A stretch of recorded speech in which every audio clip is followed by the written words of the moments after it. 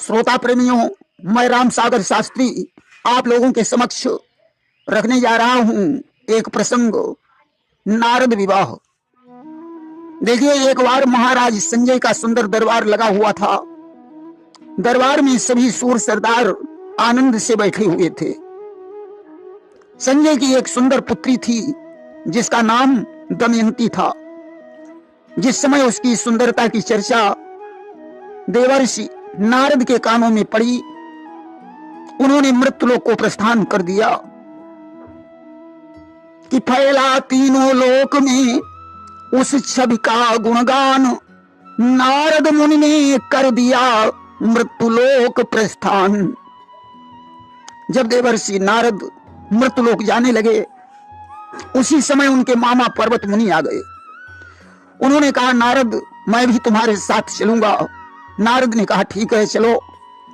पर्वत मुनि बोले, नारद, एक बात का ध्यान रखना, मृत्युलोक में चलकर कोई भी बात मुझसे मत छुपाना, कि कोई भी गुप्त रहस्य कभी मुझसे तुम नहीं छुपाओगे।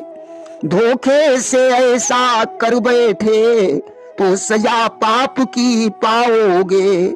अगर तुमने धोखे से भी कोई रहस्य छुपाया तो तुम्हें उस पाप की सजा भोगनी पड़ेगी। नारद मुनि ने कर लिया दिल से यह स्वीकार। तब तो दोनों आ गए संजय के दरबार।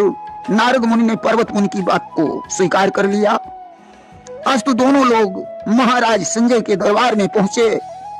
संजय ने देवर्षि नारद के सहित पर्वत मुनि को सुंदर आसन प्रदान किया और हाथ जोड़कर निवेदन किया कि कुछ दिनों आप मेरे यहां विश्राम करें, इसी बहाने से सत्संग हो जाएगा। नारद तो यही चाहते थे। आज दोनों लोग संजय के दरबार में ठहर गए।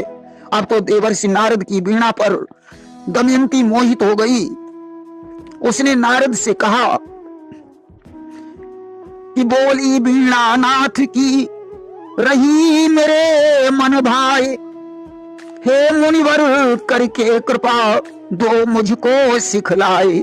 आपकी वीणा मुझे बहुत अच्छी लगती है, कृपा करके आप यह वीणा बजाना मुझे भी सिखा दीजिए। अब तो वीणा सिखलाते सिखलाते दोनों में अथाह प्रेम हो गया कि दोनों में इतना प्रेम बढ़ा, दो जिस्म और एक जान हुए। जो ज्ञानवान कहलाते थे वो आज स्वयं अज्ञान हुए। आज नारद का सारा ज्ञान ध्यान एक कोने में धरा रह गया कि आंखें दूनी हो गई, बढ़ा चौगुना प्रेम। प्रेम सिंधु में बह गए, भूल गए व्रत नेम। धीरे धीरे दोनों का प्रेम दिन दूना रात चौगुना हो गया। अब तो पर्वत मुनि के बात समझ में आने लगी। उन्होंने नारद से कहा कि पर्वत मुनि बोले नारद से कुछ और नजर में आता है। हो गया प्रेम दमयंती से, यह साफ समझ में आता है। नारद, मुझे ऐसा लग रहा है कि तुम्हें दमयंती से प्रेम हो गया है। नारद ने कहा, नहीं मामा, ऐसी कोई बात नहीं है। धीरे धीरे इस तरह कुछ महीने बीत गए। इधर महाराज संजय ने पुत्री को विवाह योग्य जानकर उसका स्वयंवर ठान दिया कि ब्याह योग्य कन्या ही अनुमानी, अधीनो भूप स्वयंवर ठानी। आज नाना देशों के राजकुमार उस स्वयंवर में उपस्थित हुए। वहीं स्वयंवर में पर्वत मुनि और देवर्षि नारद भी बैठे हुए थे। ज्यों दुंदुभी बजी, उत्सव प्रारंभ हो गया। दमयंती हाथों में जयमाला लेकर रंगभूमि में आ गई कि कर्मी जयमाल लिए पुत्री प्रिय रंगभूमि में आती है।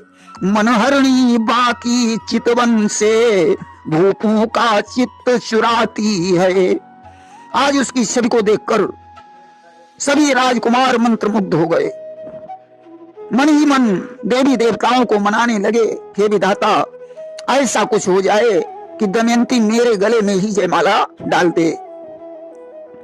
आज सखियां गीत गाती हैं कि धीरे चलो सुकुमार, कुमारी धीरे चलो सुकुमार, कुमारी धीरे चलो। देश देश के भूप जुड़े हैं, अपने अपने भाव भरे हैं। छाई अजब बहार, कुमारी धीरे चलो। आज दमयंती धीरे धीरे सभी राजाओं के पास गई। उसने किसी को माला नहीं पहनाई। सारे राजकुमार उसकी सुंदरता में डूबे हुए थे। मौका पाकर उसने नारद ऋषि के पास पहुंचकर उनके गले में माला डाल दी कि रूप सिंधु में जिस समय डूबे थे महिपाल, तभी पिन्हा दी कुमारी ने नारद को जयमाल। अब तो सारे राजागण आश्चर्य में डूब गए। महाराज संजय ने कहा, पुत्री, अरे क्या तू पागल हो गई है? नारद तो परम तपस्वी हैं। तूने इतने राजकुमारों को छोड़कर देवर्षि नारद का वर्ण कर लिया। किसी राजकुमार के साथ अपना विवाह कर ले।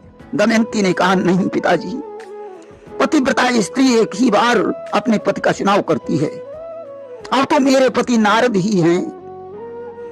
आखिर संजय हो गए सुनकर यह खामोश, पर्वत मुनि को आ गया तभी अचानक जोश।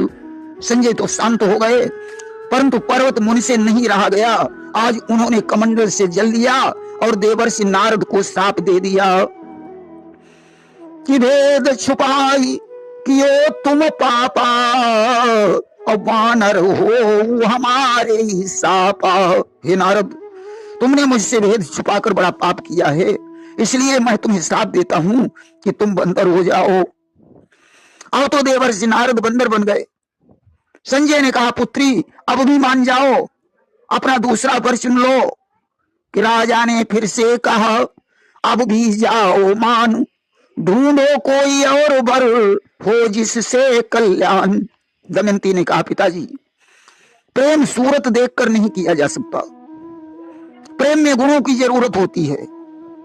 मैं अपनी आन को कभी नहीं तोड़ सकती हूं, भले ही मेरी जान क्यों न चली जाए। कि छूट नहीं सकती कभी पतिव्रता की आन, ऐसा करने से प्रथम दे सकती हूं जान। आज संजय खामोश हो गए। सभी लोग अपने अपने घर चले गए, पर्वत मुनि भी चले गए। अब तो दमयंती को लेकर महाराज संजय बड़े उदास रहने लगे। इधर सोच संधान में डूबे थे नरपाल, पर्वत मुनि फिर आ गए लेने उनका हाल। तभी अचानक पर्वत मुनि आ गए। उन्होंने देखा देवर्षि नारद बंदर बने हुए दमयंती के पास बैठे वीणा बजा रहे हैं। कि नारद ने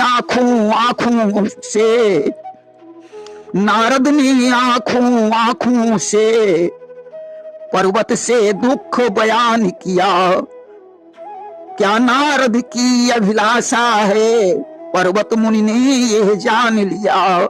आज नारद ने पर्वत मुनि की तरफ देखा, आंखों में अपने दुख का बयान किया। पर्वत मुनि को दया आ गई, उन्होंने अपना श्राप वापस ले लिया। आज देवर्षि नारद के साथ संजय ने बड़ी धूमधाम के साथ विवाह कर दिया। छा गई खुशी अति महलों में, घर घर में अति उत्साह हुआ। वैदिक विधि से नारद मुनि से फिर दमयंती का ब्याह हुआ। कि सुगर नारियों ने किया हिलमिल मंगल गान, नियम सहित नृप ने किया सादर कन्यादान। आज वैदिक विधि से देवर्षि नारद और दमयंती का विवाह हो गया। एक दिन देवर्षि नारद ने संजय से जाने की अनुमति मांगी। दमयंती ने कहा, स्वामी, मैं भी आपके साथ चलूंगी। कि नारद बोले, मैं योगी हूँ, योगों में समय बिताऊंगा। जब कभी मुझे फुर्सत होगी तो यहीं लौट कर आऊंगा। नारद ने कहा, देवी, मैं तो योगी हूँ, मेरा कहीं घर नहीं है, अतः तुम यहीं रहोगी। जब कभी मुझे फुर्सत होगी तब मैं स्वयं तुम्हारे पास आ जाऊंगा। आज नारद जी पर्वत मुनि के साथ वापस लौटते हैं। रास्ते में उन्होंने पर्वत मुनि से कहा, मामा मैंने जो आपसे रहस्य छुपाया था इसमें मेरी कोई गलती नहीं थी, ये सब भगवान की माया से हो रहा था। पर्वत मुनि ने कहा, नारद यही सत्य है कि यही माया सब जगह ही नचावा और जा सुचरित लखिका हो न पावा, मोहन अंध की न के ही और को जग काम नचाव न जेही। ये माया सभी को नचाती है, मोह सभी को अंधा कर देता है, काम सभी को नचा सकता है। इसलिए भगवान का भजन ही सार्थक है कि मायापति की सोच कर माया प्रबल महान, नारद मुनि करने लगे फिर से हरि गुणगान। आज देवर्षि नारद वीणा बजाकर भगवान का गुणगान करने लगे कि श्रीमन नारायण नारायण नारायण, लक्ष्मी नारायण नारायण नारायण, जो नारायण नाम ले तो है पाप होत सब सारायण, श्रीमन नारायण नारायण नारायण। प्रेम से बोलिए वृंदावन बिहारी लाल की जय।